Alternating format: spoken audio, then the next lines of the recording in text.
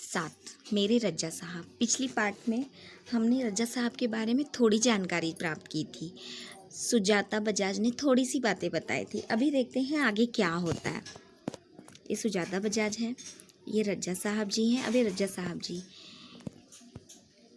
जा रही हूँ, उसे संभाल कर भेजना है। अगर लड़की ससुराल जाती है तो उसको संभाल कर भेजना रहता है। उसी प्रकार से उन्होंने अपनी बातें यहाँ पे रखी हैं।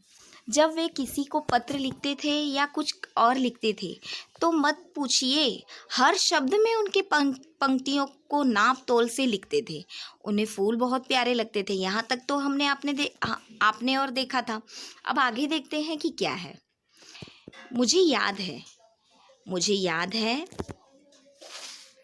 आगे देखते हैं क्या है। मुझे याद है 22 अक्टूबर 1988 को मैं लंदन से पेरिस और गार्दिनो स्टेशन पर पहुंची थी। रज्जा साहब मेरा इंतज़ार कर रहे थे। वे लेट थी पर वे वहीं डटे रहे। मुझे मेरे होटल के कमरे में छोड़कर वे गए। एक दिन मैं बीमार होकर अपने कमरे में पड़ी थी। रात 11 बजे रज्जा साहब मेरे लिए दवा भारतीय रेस्टोरेंट से खाना पैक करवा कर पहुँच गए। मेरे घर वालों को फ़ोन करके कहा, आप लोग चिंता ना करें, मैं हूँ पेरिस में सुजाता की चिंता के लिए।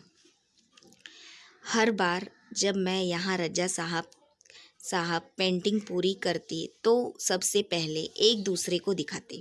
हर बार ऐसा होता है, जो भी पेंटिंग पूरी करता वो एक दूसरे को दिखाता, चाहे वो सुजाता बजाज हो चाहे वो रज्जा साहब जी हो।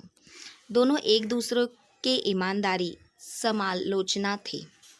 हम मुंबई, लंदन, पेरिस और न्यूयॉर्क के साथ साथ प्रदर्शनियों की पर कभी भी विवाद नहीं हुआ। कभी भी वो दोनों में विवाद या झगड़ा नहीं हुआ, बात विवाद नहीं हुआ, जैसे एक दूसरे से झगड़ा होता है। हमने मुंबई, लंदन, पेरिस या न्यूयॉर्क के साथ साथ प्रदर्शनियाँ की भी कोई विवाद नहीं हुआ। यह उनके स्नेह पर अपनापन के कारण ही था।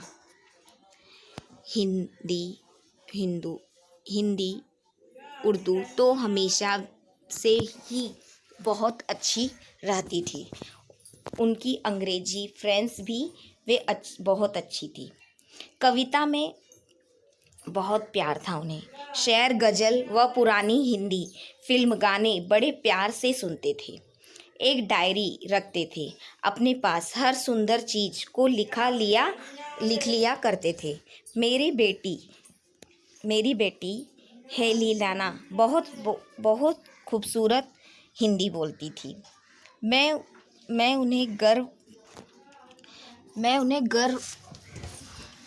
मुझे बहुत गर्व था।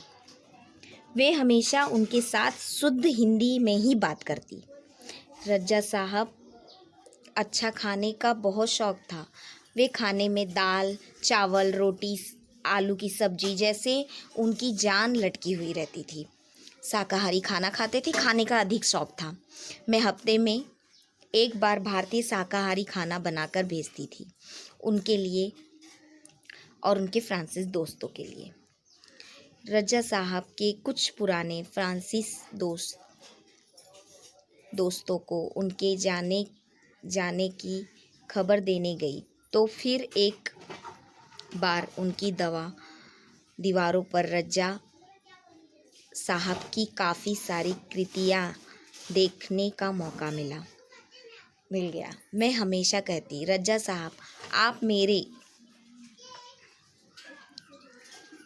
एंजल गार्जियन हैं, तो मुस्कुरा देते, पर सन 2000 के बाद से कहते क्यों अब हमारी भूमिका बदल गई है।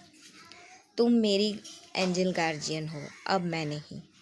इतना कहते हैं रज्जा साहब और चल जाते। धन्यवाद बच्चों। आज आपको ये प्रश्न कुछ दिए जाएंगे, उसके उत्तर आपको लिखने हैं। चलिए।